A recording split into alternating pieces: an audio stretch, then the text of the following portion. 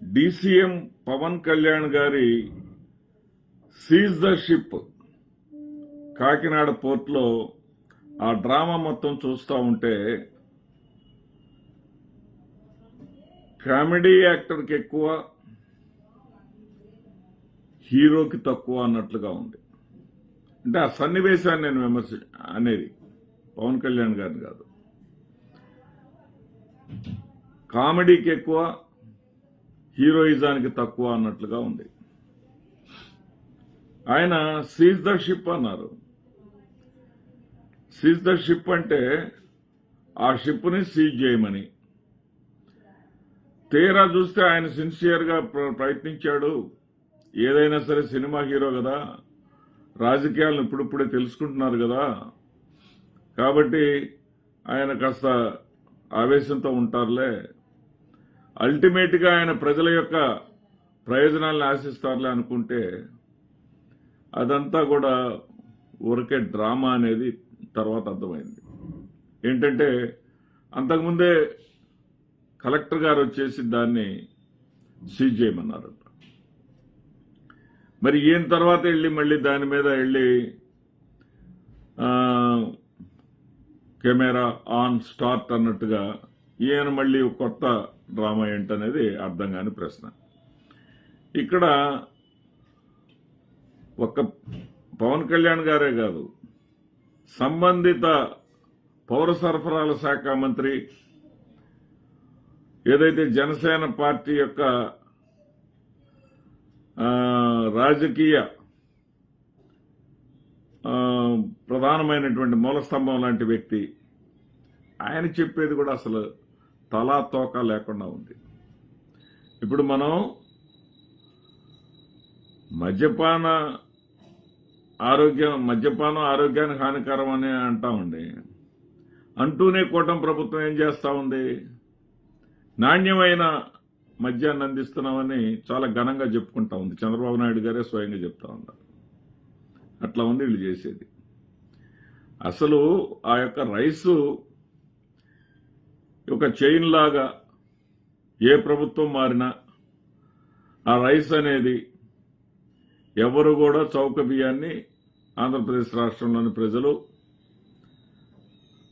అన్నానికి వాడటం లేదు. వాడే వాళ్ళ సంఖ్య ఒక 10% ఉంటుందేమో. మిగతా 90% కూడా మొత్తం రాష్ట్రంలో రీసైక్లింగ్ అవుతా ఉంది. ఇవన్నీ కూడా ఎక్కడి నుంచి ఎక్స్పోర్ట్ అవుతాయి విదేశాలకి? సరే, వాళ్ళు ఎన్నిసార్లు పాలిష్ చేసుకుంటారో, ఏ రకంగా సన్న బియ్యంగా మారుస్తారో దాని జోలి నేను వెళ్తున్నా. అది అందరికి తెలిసినటువంటి తంతే కాబట్టి ఆంధ్రప్రదేశ్ రాష్ట్రంలోని ఏ చిన్న పాలన వాడిని కదిలించినా తెలిసినటువంటి అంశమే కాబట్టి దాని జోలి కూడా నేను వెళ్ళదలుచుకోవాలి. అయితే ఇక్కడ అందరికీ తెలిసినటువంటి ఆ విషయాన్ని ఇప్పుడేదో పవన్ కళ్యాణ్ గారికి కొత్తగా తెలిసినట్లుగా, సరే కొత్తగా తెలిసినట్లుగా ఆ స్టెల్లా షిప్ దగ్గర చేసినటువంటి హంగామా ఉందే, ఆ స్టెల్లా షిప్ దాని మీద ఆయన చేసినటువంటి హంగామాని పేర్ని నాని గారు ఆశ్చర్యం వేసింది నాకు. ఆయన చెప్తా ఉంటే ఆయన ఒకటే అన్నారు, స్టెల్లాలో లోడ్ అయినటువంటి 34,000 టన్నులు కూడా 34 మంది ప్రైవేటు వ్యక్తులవి. మేమేదో చిన్న చిత్తక వ్యాపారస్తులు అండి, 500 టన్నులు ఒకళ్ళు, 2,000 టన్నులు ఒకళ్ళు, 1000 టన్నులు ఒకళ్ళు, ఇట్లా మేమందరం కలిపి 34 మందిని కలిపి 34,000 టన్నులు పంపిస్తున్నాము. సరే, మా దాన్ని వచ్చి సీజ్ చేశారు. మా దానికి ఆనుకునే మా ప్రక్కనే ఉన్నది ఏంటంటే ఆంధ్రప్రదేశ్ రాష్ట్రానికి ఫైనాన్స్ మినిస్టర్గా చేస్తున్నటువంటి ఆయన శ్రీనివాసరావు, ఆయనకు సంబంధించినటువంటి సంస్థ ఆగ్రో, అది పట్టాభి ఆగ్రో. ఈ పట్టాభి ఆగ్రో దేశంలోనే రైస్ ఎక్స్పోర్ట్లో 3వ స్థానంలో ఉంది. దేశంలోనే. ఆంధ్రప్రదేశ్ రాష్ట్రంలో నెంబర్ 1 స్థానంలో ఉంది. ఆయనకు సంబంధించినటువంటి షిప్లో ఆ షిప్ పేరు కూడా ఏదో ఇచ్చారు, సబ్జెక్ట్ టు కరెక్షన్. ఆ షిప్ పేరు సమ్ ఎంబీ క్రమ్స్టర్ అనేటటువంటి పేరు ఇచ్చారు. దానిలో 42,000 టన్నులు. అవి కూడా సరిపోక ఇంకా కొంత లోడు వెయ్యాలంట, కాదంట కొన్ని టన్నులు వెయ్యాలంట. వాతావరణం అనుకూలించక దాన్ని అట్లా ఉంచారు. మరి ఈ ఉప ముఖ్యమంత్రి పవన్ కళ్యాణ్ గారికి ఆ షిప్ కనపడకపోవటం ఏంటి? నిజమేననుకుందాం కాసేపు. ప్రజలకు సంబంధించినటువంటి, ప్రజలకు దక్కాల్సినటువంటి, ప్రజలకు చేరాల్సినటువంటి, ప్రజలకు అందాల్సినటువంటి చౌక బియ్యాన్ని, పీడీఎస్ రైస్ని అడ్డదారిలో మరి అక్రమంగా రవాణా చేస్తా ఉన్నారు, కోట్లాది రూపాయలు సంపాదిస్తా ఉన్నారు అని చెప్తా ఉన్నారే.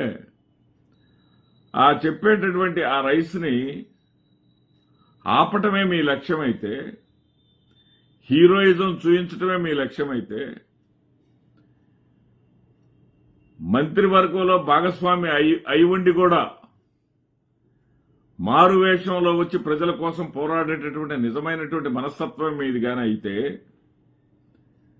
మరి 42,000 టన్నులు లోడ్ అయినటువంటి ఓడ షిప్ మీకెందుకు కనపడలేదండి? పోనీ అప్పుడు కనపడలేదు, ఇప్పుడు పేని నాని గారు బయట పెట్టారు కదా, మరి సీజ్ ద షిప్ అని దానికి కూడా చెప్పండి, దాన్ని కూడా సీజ్ చేయండి. ఇక వీళ్ళకందరికీ కూడా ఒక వైఎస్ఆర్సీపీ మీద పడి ఏడవటం, వైఎస్ఆర్సీపీని బదనాం చేయటం, వైఎస్ఆర్సీపీ నాయకులని ప్రతి దాంట్లోకి లాగటం అలవాటైపోయింది. వీళ్ళేమంటున్నారు? తగుదనమ్మా అంటూ ఆ పౌర సరఫరాల మంత్రి నాదెండ్ల మనోహర్ గారు ఏం చెప్తారు? అరబిందోకి ఇచ్చిన తర్వాత అడ్డగోలు ఎక్స్పోర్ట్ ఎక్కువైపోయింది అని చెప్పేశారు. అడ్డగోలు ఎక్స్పోర్ట్ ఎక్కువ అవటం కాదు సార్, ఇక్కడ కాకినాడ సీపోర్ట్ నుంచే, కాకినాడ పోర్టు నుంచే ఇతర దేశాలకు భారతదేశం నుంచి ఎక్స్పోర్ట్ జరుగుతుంది. మీరు చెప్పినటువంటి 40 లక్షల